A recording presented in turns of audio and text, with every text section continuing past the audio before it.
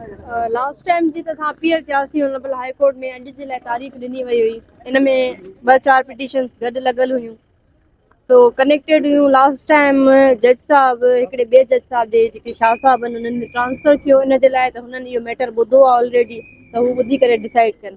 पर अॼु अनफॉर्चुनेटली का बि प्रोग्रेस न थी सघी। उनजी वजह इहा हुई त अक्यूज़ पार्टी डेलिबरेटली जेके पिटीशन्स हुयूं उहे गॾु करायूं हुयूं। 4 पिटीशन्स गॾु हुयूं, उन जे करे इहो हिकिड़ो बर्डन हुयो कोर्ट ते, त हिकिड़े ॾींहं में 4 खां 5 पिटीशन्स ॿुधी ऐं डिसाइड नथियूं करे सघजनि।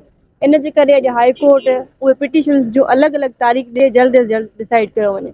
ही डिलेइंग टैक्टिस आहिनि, ॿी का बि वजह न आहे। जॾहिं ट्रायल कोर्ट में एविडेंस रिकॉर्ड थी रहिया आहिनि, जॾहिं ट्रायल कोर्ट में केस हले थो ऐं सरदार बुज़दिल भोतार जॾहिं हाई कोर्ट खे अंडरटेकिंग ॾेई आया आहिनि, कसमनामो ॾेई आया आहिनि त असां वञी करे ट्रायल हलाईंदासीं, त पोइ ही हिते पिटीशन्स दाख़िल करणु कोर्ट्स जो असांजो टाइम वेस्ट करणु आहे।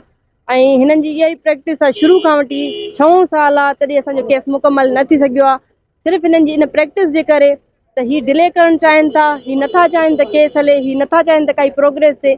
पर अॼु ऑनरेबल हाई कोर्ट अलॻि अलॻि तारीख़ूं रखियूं आहिनि। असां इहा ई रिक्वेस्ट कई त केस हलायो, हलाए करे फ़ैसिलो ॾियो। असांजो ख़ुदा जी ज़ात ते यकीन आहे, अदालतुनि ते यकीन आहे, पुर उमीद आहियूं त इंसाफ़ थींदो। हिकिड़ी शिकायत ज़रूरु आहे जेका मूं हमेशह कई आहे 6 सालनि खां, त मूंखे इहो ई डर आहे अदालतुनि जो। ऐं असां अचूं था सिर्फ़ु हिन जे लाइ त काई प्रोग्रेस थिए, पर जॾहिं प्रोग्रेस नथी थिए त इहो ॾुखियो वक़्तु आहे। सो उमेद रखूं था त जेका नेक्स्ट तारीख़ 8 मिली आहे उन ते का प्रोग्रेस थींदी, ही केस हलंदो ऐं फ़ैसिलो ईंदो।